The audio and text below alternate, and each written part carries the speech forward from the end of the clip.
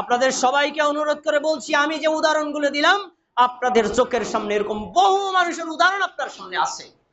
এই উদাহরণ থেকে আপনাকে শিক্ষা নিতে হবে। আল্লাহ যে হকের বুঝ দিয়েছেন, এই বুঝ থেকে এক চুল পরিমাণ ডাইভার্ট হওয়া যাবে না।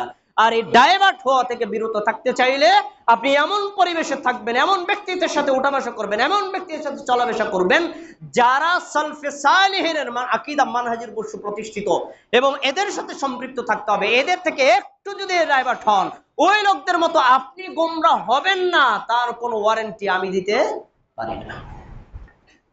তাই যে কোনো মূল্যে আপনি সালফে সালিহিন যারা হক্কানি আলেম, যারা সত্যিকারের কোরআন এবং সুন্নাহর অনুসারী, তাদের হালাকায় উপস্থিত থাকতে হবে, তাদের জালসায় উপস্থিত থাকতে হবে, তাদের আলেমদের সাথে সম্পৃক্ত থাকতে হবে, তাদের থেকে জেনে বুঝে আমল করতে হবে, তাদের খুতবায় উপস্থিত থাকতে হবে এবং তাদের সাথে সম্পর্ক রেখে আমল ইবাদত করতে হবে।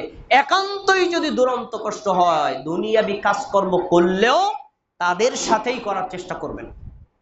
তাহলে আপনার যদি কোনো ভুল হয়, তারা আপনাকে বলে দিবে, ভাই আপনার এই আমলটা ভুল, ঠিক করেন। ঠিক করার তো একটা মাধ্যম পেলেন। তাই আমরা যদি এমন ঈমান লুজ হওয়া থেকে বিরত থাকতে চাই, আমাদের 6 নম্বর 5 নম্বর পয়েন্টটা খুব মনে রাখতে হবে, আমরা অসৎ সঙ্গ গ্রহণ করব না। আর অনেকগুলো কথা রয়ে যায়, খুতবা লম্বা হওয়ার কারণে আমি এক নজরে বলে দিচ্ছি।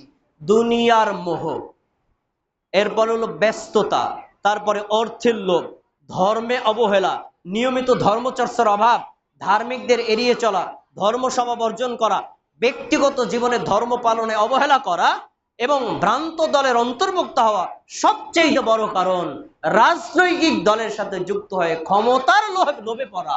এটা হলো ঈমান কমার সবচেয়ে বড় কারণ।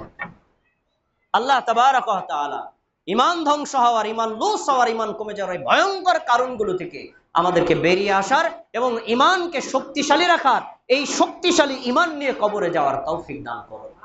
আল্লাহ আপনি আমাদের জুমার খুতবাকে কবুল করুন।